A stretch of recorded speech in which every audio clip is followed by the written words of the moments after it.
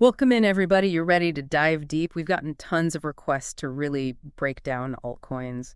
Clearly, you guys are ready to go beyond Bitcoin, right into the heart of the crypto frontier. And let me tell you, this is where the action is.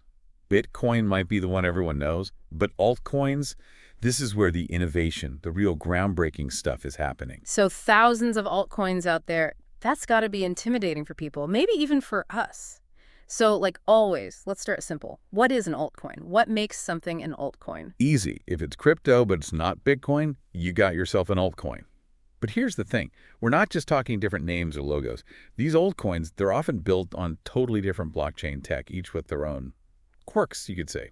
Strengths, weaknesses, the whole deal. Okay, so it's more than just trying to beat Bitcoin. It's like Bitcoin showed us what's possible, threw open the doors, but it's the altcoins that are figuring out the layout, building the rooms, maybe even adding some scalites while they're at it. Now, that's a visual I can get behind. Yeah. A whole lot of building going on in this space. And we're here for it. But let's talk specifics. We got to start somewhere. And Ethereum. That name's everywhere you look. Rightfully so. I mean, you know it's the second biggest crypto out there, but here's the thing people miss. It's functional. Ethereum, think of it as a platform, but not just any platform. Think decentralized applications, dApps as they're called.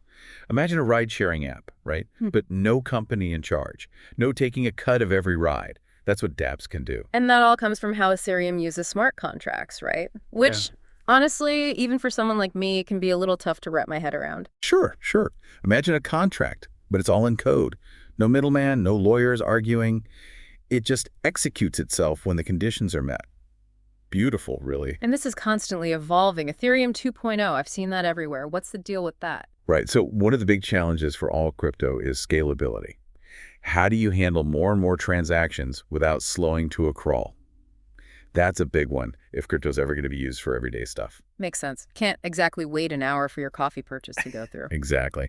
So Ethereum 2.0, they're moving to something called proof of stake. More efficient, less energy. It's all about making the whole system smoother. Okay, so Ethereum's building the foundation, laying the groundwork. Who else is out there building this crypto future? Well, you've got Binance Coin, or BNB. You might know it from the Binance exchange. Started as a way to get discounts and all that, but it's gotten bigger. Oh. I always love seeing these projects grow beyond how they started. What's BNB up to these days? It's powering something called Binance Smart Chain. And this, my friend, is where things get really wild, even for crypto. We're talking decentralized finance DeFi. Right, DeFi. Cutting out the middlemen in finance, like, completely. No more banks, no more huge institutions calling the shots. You got it. And Binance Coin, with how fast and cheap transactions are, it's a major player in making DeFi happen. From little exchange token to potential financial revolution. That's quite a story. Now, your research also mentioned Cardano. What's their thing? Cardano's playing the long game. They're all about research, doing things methodically. They want to get scalability right, governance too, how decisions are made, making sure it's actually decentralized. It's ambitious. So less about the hype, more about building something that lasts. I like it. Exactly. They want to empower users, give them real control. Whether they'll pull it off, who knows? But it's an approach that resonates. I get it. Long-term vision, not just chasing the next big thing. We've talked speed, scalability, but what about pure raw speed? Like, which altcoin's winning that race? That's got to be Solana. I'm talking lightning fast transactions, dirt cheap fees, the whole package. They do things a bit differently. Proof of history, they call it. Okay, now you're just using big words to sound smart. Hey, it works. But seriously, it's a really innovative way to validate transactions. And it's perfect for things like DeFi and NFTs, where speed is everything. So Ethereum's building the foundation, Binance Coin's powering DeFi, Cardano's going for the long haul, and Solana's all about speed. And those are just a few, right? How do we even wrap our heads around all these altcoins? Think of it like categories, organizing a library. We're not going to just throw books on shelves randomly, are we? Yeah. We need a system, a way to navigate it all. Love a good library analogy. So how are we categorizing this altcoin world of ours? What are the sections? Okay, so our altcoin library, where do we even begin? What's the first section we're walking into? Let's start with something that brings a little peace of mind, shall we? Stable coins. Right, stable coins. These are the ones pegged to, well, something stable, right, like the US dollar. So they're, well, stable, not going up and down like crazy. Exactly. Think Tether or USDC. Yeah. They're designed to hold that one-to-one value with the dollar, gives you that stability, but still within the crypto world. best of both worlds, kinda. You get the benefits of blockchain, but without the roller coaster ride. You got it. It's huge for just using crypto day to day, or for people who want to get involved, but the volatility freaks them out a bit. Totally get that. Stable coins, the chill zone, and the crypto carnival. All right, what's next on our library tour? Let's head over to a section that's been causing quite a stir lately, privacy coins. Ooh, privacy coins. Those are all about anonymity, right? Keeping those transactions, well, private. You got it. Monero, Zcash. They're using some serious cryptography to hide those transaction details. Who sent what to whom? Good luck figuring that out. I imagine that raises a few eyebrows. Not everyone loves the idea of hidden transactions. Right. It's a tricky one. On the one hand, you've got folks who say, this is about individual freedom, protecting yourself from overreach, Yeah. On the other, there's the risk of, well, let's just say not everyone's using it for good. It's the classic privacy debate, but with a digital twist. Exactly. And it's one we're going to be grappling with more and more as this tech becomes, well, just a normal part of life. Okay, so we've got stability, anonymity. What else is hiding in the stacks of our altcoin library? Well, we touched on it earlier, but this one deserves its own section for sure. Yeah. DeFi tokens. DeFi, right. Decentralized finance. Now, this is where things get really interesting, changing the whole game when it comes to money. You're telling me. We're talking lending, borrowing, earning interest, all the things you do with a bank, but no bank involved.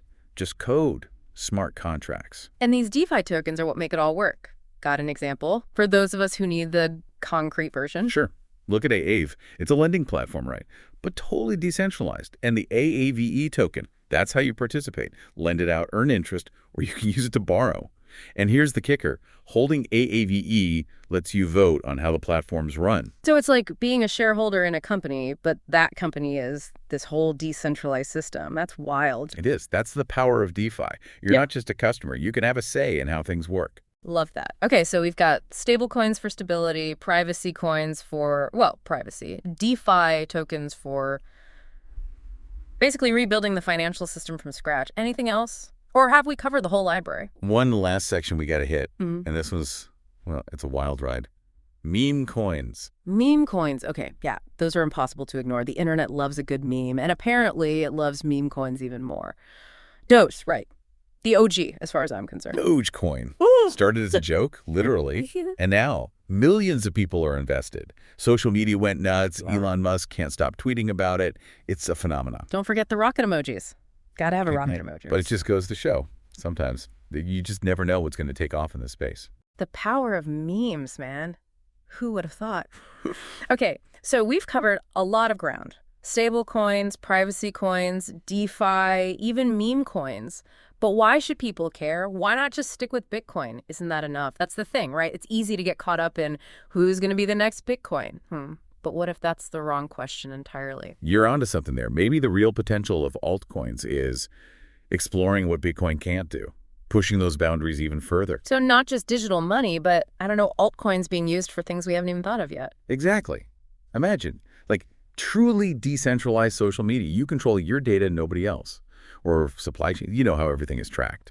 But with perfect accuracy, no more shady stuff going on because it's all on the blockchain. It's like Bitcoin gave us this amazing set of tools, but nobody told us what to build. Altcoins, they're figuring that out, building a future that's, I don't know, fairer, more open. And that's what gets me so fired up about this space. We're not just watching tech get better. We're seeing completely new ways of doing things being born. It's like, okay, cheesy analogy time, but remember when the internet was brand new and everyone was like, this is big, but nobody knew how big. Oh, I see where you're going with this. It feels like that with altcoins, right? Like we're just scratching the surface of how this tech, how blockchain, how all of this can change things. And it will change things, just like the internet did. Yeah. But instead of just how we communicate, how we buy stuff, this has the potential to impact everything. How we vote, how we manage our money, everything. Okay, no, that's both incredibly cool and slightly terrifying at the same time. Right. It's a big responsibility, all this potential. We can't just rush in blindly. So for our listeners who are ready to take the plunge, start exploring altcoins, what should they do? Where do they even begin? First things first, stay curious. Don't be afraid to dive into different projects, see what's out there, join the communities, ask questions. The crypto world can feel a little Wild West sometimes, though. What about all the scams, the bad actors, all of that? Oh, for sure. You got to be careful. Do your research always. Double check everything. Don't just trust what you see on wherever. And don't invest more than you can afford to lose, ever. Solid advice. Yep. Knowledge is power, especially in the crypto world. And don't underestimate the power of community. Find people you trust, bounce ideas off each other. That's how you learn and grow in this space. Absolutely. Well, we've covered a lot of ground today, haven't we?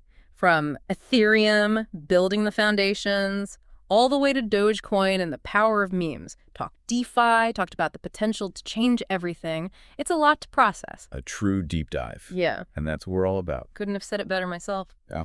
To everyone listening, thanks for joining us on this wild ride through the altcoin universe. Next time you hear those Bitcoin headlines, remember, there's a whole other world out there just waiting to be explored. And until next time, keep learning, stay curious, and as always, Happy investing. that's a wrap, everybody.